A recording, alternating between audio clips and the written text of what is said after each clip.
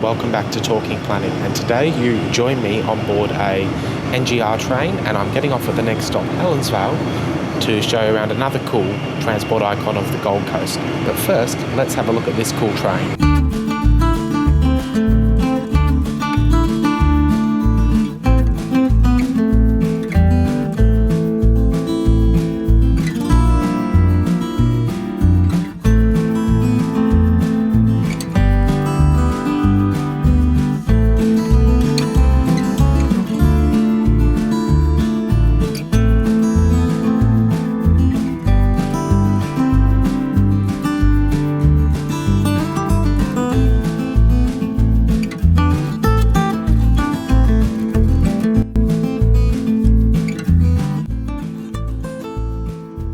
NGR is short for Next Generation Rollingstock, and these trains are the latest to enter service with Queensland Rail and are the replacements for many of the EMU class trains, which were our first electric trains.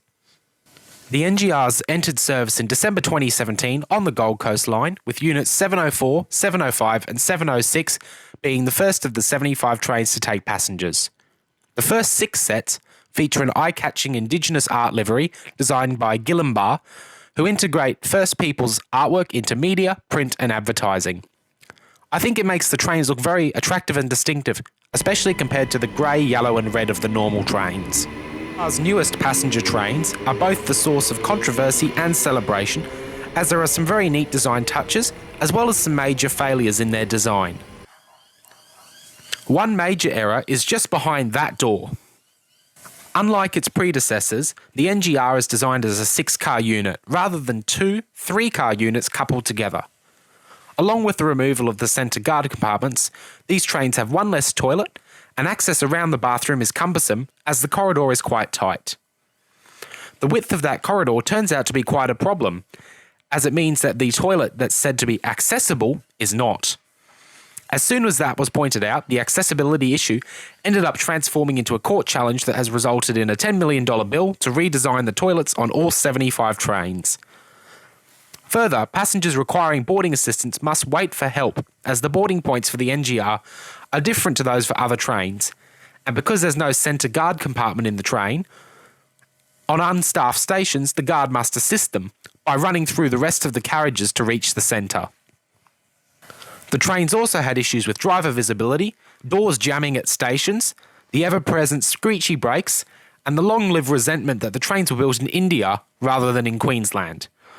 And on a longer trip, those seats are a little bit uncomfortable. That's quite a list, but fortunately, things from here are starting to look up. Okay, now that I've got the bad bits off my chest, there are some very innovative features on these trains. Firstly, the design of these trains inside and out is a class above any other QR product.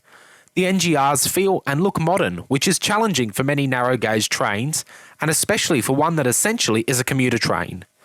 The outside is sleek, and the pointed nose makes the train look a lot more modern and fast. Inside, the lighting is quite pleasant. There's a good amount of glass area, and the high back seats afford good privacy, even if they do lack comfort for long journeys. But there are a few things that also make the NGR a class above the rest.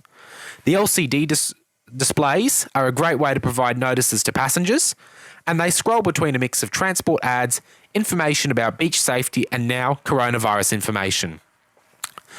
The passenger information displays also have an arrow to show what side the doors open next. Further, there's destination information displays on the outside near the doors, which is handy if you're a little late for the train or the platform indicators are not working. There are a few more neat touches, like a wheelchair assistance help point button, separate to the emergency call point.